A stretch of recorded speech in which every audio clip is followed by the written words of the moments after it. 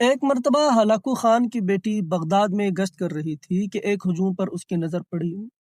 پوچھا لوگ یہاں کیوں اکٹھے ہیں؟ جواب آیا کہ سب لوگ ایک عالم کے پاس اکٹھے ہیں۔ اس نے عالم کو اپنے سامنے پیش ہونے کا حکم دیا۔ عالم کو تاتاری شہزادی کے سامنے پیش کیا گیا۔ شہزادی مسلمان عالم سے سوال کرنے لگی، کیا تم لوگ اللہ پر ایمان نہیں رکھتے؟ عالم نے جواب دیا، یقیناً ہم اللہ پر ایمان رکھتے ہیں۔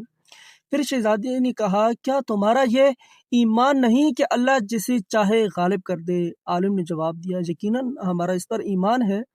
شہزادی نے کہا، تو کیا اللہ نے آج ہمیں تم پر غالب کر دیا ہے؟ عالم نے جواب دیا، ہاں بالکل غالب کر دیا ہے، یہ درست ہے۔ پھر شہزادی نے کہا، تو کیا یہ اس بات کی دلیل نہیں کہ خدا تم سے زیادہ ہمیں چاہتا ہے؟ عالم نے جواب دیا، نہیں۔ شہزادی نے پوچھا، وہ کیسے؟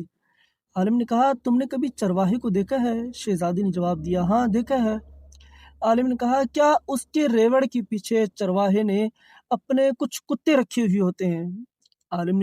شہزادی نے کہا، ہاں رکھے ہی ہوتے ہیں۔ پھر ان عالم نے پوچھا، اچھا تو اگر کچھ بھیڑیں بکریاں چرواہے کو چھوڑ کر کسی دوسری طرف نکل جائیں اور چرواہے کی سن کر وہ واپس آنے کو پھر بھی تیار نہ ہو تو چرواہا جواباً کیا کرتا ہے؟ شہزادی نے کہا کہ وہ ان کے پیچھے اپنے کتے دوڑاتا ہے تاکہ وہ اس کو ان بھیڑوں کو ان بکریوں کو واپس اس کی کمان میں لے آئے۔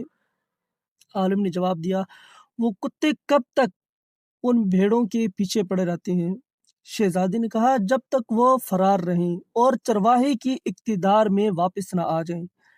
ان عالم نے جواب دیا، تم تاتاری لوگ زمین میں ہم پر مسلمانوں کے حق میں خدا کے چھوڑے ہوئے کتے ہو۔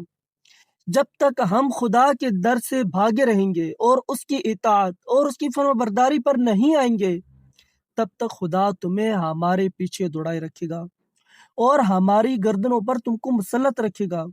جب ہم خدا کے در پر واپس آ جائیں گے اس وقت تمہارا کام ختم ہو جائے گا۔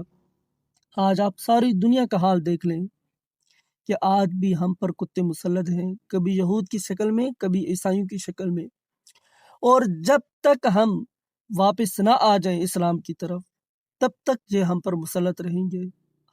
ذرا نہیں، پورا سوچئے گا۔